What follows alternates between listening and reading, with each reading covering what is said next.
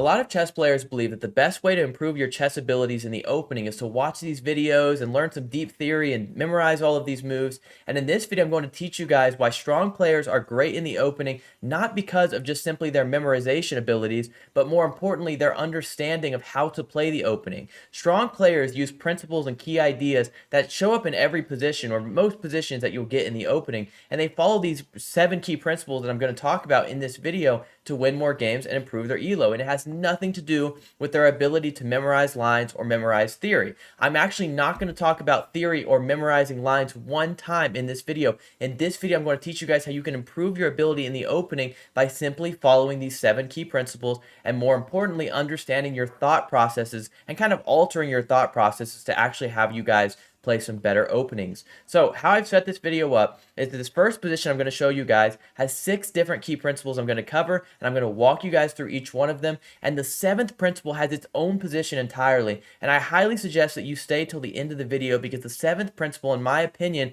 is what truly distinguishes weak players versus strong players in the opening. It's very important that you stay until the end because it will bring all of the ideas together. We'll go ahead and get started. If you do like this video, please consider giving it a like or subscribing to the channel. That would help a lot. I'll also attach a link to my chess coaching in the comments and description below.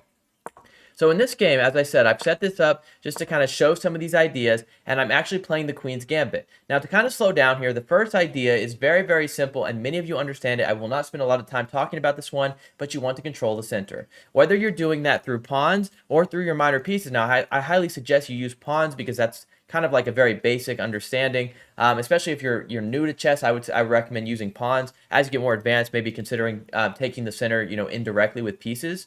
But anyways, in this example, you want to take the center with your pawns or with your pieces, as I said. But why would you do that? The reason you want to control the center, and the reason it's so important, is because oftentimes the player who controls more space on the board will have more attacking opportunities and overall just a better position. And by taking the center, you see that we're taking all of this space here and creating, breathing room for our pieces to come out where they want to go. So we're going to move forward here. The second key principle that I want to talk about is developing your pieces. You need to develop your pieces, but not only develop your pieces with purpose. You want to get your pieces out, put your pieces out where they can be, where they want to be, to have very strong chances in the opening and the middle game for attacks. So we develop our pieces. Now, why do we develop our knights instead of our bishops? Generally, the rule of thumb is develop your knights before your bishops, because you know where your knight wants to go. You know that your knight wants to be on these squares here, as you can see that I've highlighted, because they control such active and important positional areas. They control you can see we've got 1, 2, 3, 4, 5, 6, 7, 8 squares they're controlling, versus if you were to put it like here, it's only controlling these 4, and right here it's okay, but again, you're cutting off the knight's control. It's not covering near as many squares, but more importantly, it's also very defensive. So you know that you want to develop your knights to these squares, which is why it's almost automatic to put your knights there. And as this game continues, we now develop our bishop. Now, why do we develop our bishop to g5 when our bishop could also go to d2? It could also go to f4. Why is bishop g5 the move that I want to show you guys in this video? Well, the reason we're developing the bishop g5 is because, again, we want to develop with purpose. So why is this a better move than, for example, playing bishop d2? As you can tell, bishop d2 is actually an inaccuracy. You can see the engine bar kind of shooting down because it's a defensive move and it does not ask questions. But by going bishop g5 here, we're already pinning their knight to their queen. So we're kind of restricting their development and also asking them questions. How are you going to remove our pin? What are you going to do to deal with it? They could play a move like bishop e7, and now they have the defensive bishop and we have the active bishop. But in this example, the move that they play here is bishop b4, which brings me to my next key principle that I want to teach you guys, and it's very important that you don't move the same pieces twice, and I'm going to show why. A lot of times when you get in this position, you'll see, okay, we have a pin here, but they have a pin here, and their pin seems very annoying. So you might think, I need to get rid of this pin. How can I deal with it? Okay, well, maybe the simple move is just bringing the bishop back. But why is this so bad? Why is the engine shooting way down? It doesn't like this move at all. This move is not good because we moved a piece twice. And now why is that bad? When you move a piece twice, you lose tempo, and tempo is very important in the opening. You want to keep the tempo, you want to have the tempo on your side, and by moving this piece twice, Now notice it's black's move. So black is free to castle, and they actually got an extra move in that sequence because we moved a piece twice.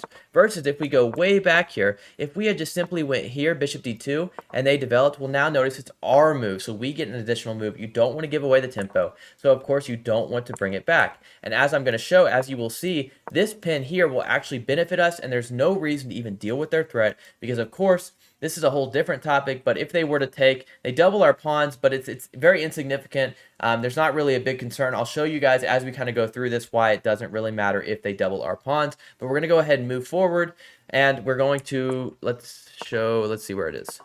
Not bishop d2, sorry, e3. Now they castle. We develop our knight, we're developing with purpose, and they play this move h6. So another example of what I want to teach you guys, we want to maintain positional and tactical advantages in the opening. So we're asked a question right here. Should we move our, should we take this knight and allow their queen to develop? Should we go here? Where should we go? What should we do? Or should we do nothing?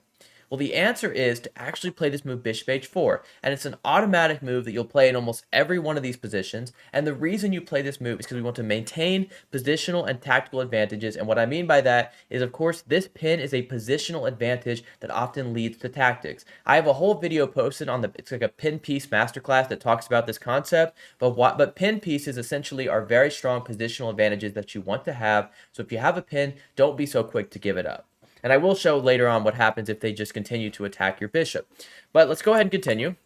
They develop, we develop bishop d3. Now let's look at this. Bishop d3, didn't I tell you guys don't move the same piece twice? Because the very next move, they're going to take here and make our bishop move twice. But the reason you play bishop d3 here, rather than just simply like taking first, which I guess you could, there's nothing wrong with it. The reason you play bishop d3 is you're just developing your piece with purpose, looking towards their king side, and after they capture here, they spent a move to capture your piece, so you're just retaking. It's almost as if you just developed your piece here, and this bishop is excellent here. You want it controlling the center, so there's no problem with that. I wanted to briefly cover, because we kind of moved a piece twice there. They play rook e8, and we castle, which brings us to the next key principle, is to castle your king to safety, and timing matters. Now, I'm not going to elaborate on the timing part alone here, because we're on the seventh principle. I'm going to show you guys why timing matters, so you'll have to stick all the way to the end to see that one. But anyways, they play a6, and now I'm going to give you guys the next concept that you need to understand, which is to create a clear middle game plan. Because once you've developed your pieces, you're controlling the center, and you've castled, now it's time to come up with your middle game plans, your attacking and your fun chess. So what are we going to do here? There's a lot of different ideas. I'm going to show you guys some of them here. First, I want to show the very obvious idea of a3, and a3 is designed because if they capture here, we can simply play rook b1 and attack this pawn. Let's just say something like bishop d7, and here rook b1 is just a concept I'm trying to show you guys. Maybe this is the plan you want to follow. I'm just going to give you guys an example that this is the plan you could go down, where your rook is on an open file. Your pawns are not really that big of a deal. They're very strong here. Your bishop is also very strong, and looking at some key squares. This is one concept you could go down, but I want to show you guys a more fun line. What happens if instead they play bishop a5 in this position? Now you can play here, and what is the big deal? Why does the engine love our position? Well, it's because those positional advantages that we had earlier are about to come alive. They're about to be very strong because the move you play is knight e4, and all of a sudden there's this pin here, and it's pinned to the queen. They can't move it, or they would simply lose their queen here. So what do they play? You're about to take and double their pawn structure. Let's say they play nothing here. Notice you will take and double their pawn structure, of course, because if the queen captures, they lose the queen. So their pawn structure is terrible, and you have a clear advantage. But let's go down a different line here. Let's say they play the move g5. As I showed earlier, I said I would talk about what happened if they played g5. Now, the engine line that you can go with here is to capture and play this move, and you have a very solid position. This is what the engine wants you to play, where you have a very strong grasp over the e5 square that may become very important later on. There's also an alternative line. You can even sacrifice your knight and take here, and if they just simply develop a piece thinking there's no real idea, now you guys will see again why that positional advantage early in the opening was so important, because now we're actually going to win a piece. They cannot defend this any way but to move their king forward, but it doesn't stop anything. You take anyways. with a check and attacking the queen, forcing down this line where you win the queen. The last topic I will briefly cover for middle game concepts, and you guys may have seen this first, was actually to play this move rook c1, which is again just creating another positional advantage, just another middle game plan that you could come up with, because again we're looking at this weak c7 pawn where maybe your bishop will come in, maybe your knight will somehow attack the c7 pawn. I'm not going to spend a ton of time on this. This would be another lesson for maybe how strong players think in the middle game. In the meantime, we're going to go on to the seventh and most important lesson that I want you guys to focus on today that will really distinguish weak players for strong players, and that is going to be in this example that I'm going to show you here on the board.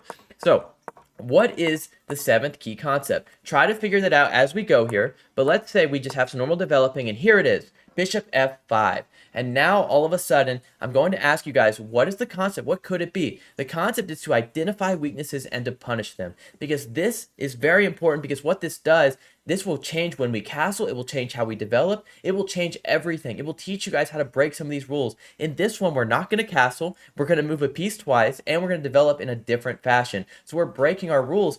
But why is it so important that I'm showing you guys this? It's because you need to learn when you can break your rules. You need to learn when it's important to break the rules. And this seventh concept is the most important concept in the opening. And it is how strong players are beating you because they understand when to break these rules by just identifying weaknesses. It's that simple. If you identify weaknesses, you can break the other rules and win the game in the opening or have a very strong position in the middle game.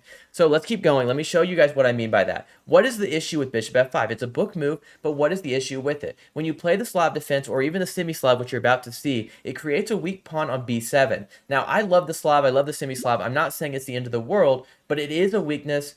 So we're going to attack it, and I'm going to show you how I was able to win this game against 1683 very, very quickly in blitz. I play knight c3, they play e6 going into a semi-Slav, and now I take here and play this move queen b3. Now queen b3, although it says it's a good move, it's not the best move, I acknowledge that. Of course the engine wants us just develop with a move like bishop f4, but it's the opening, you can play a lot of different things. The reason this move is so great is because we're attacking this pawn already and asking questions. They play queen c7 to defend it, and I play e3, and now e3 is not the best. It wanted e4. Regardless, it doesn't really matter. We're just focusing on our development. We're controlling the center, and we're actually kind of preparing to bring this bishop out. Now at knight f6, and I play bishop d2. Why am I developing like this? Let me ask you guys, for those who've been paying attention, why am I developing in this fashion? The reason I'm developing in this fashion, going bishop d2 and queen over here and knight here, is because as you guys can tell, I want to play rook c1 because this is a positional advantage that you're about to see. So they play bishop d6, I play rook c1. Now again, as I said, why am I not just simply playing bishop e2 and castling? Because that's what I told you guys. Just focus on, all these rules. But the seventh idea, as I said, this key rule, is to break the other principles because they have a significant weakness that we identify.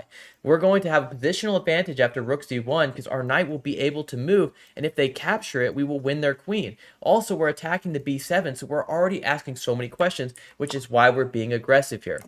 They castle, a big blunder, spot the blunder. What is the move we played to win this game?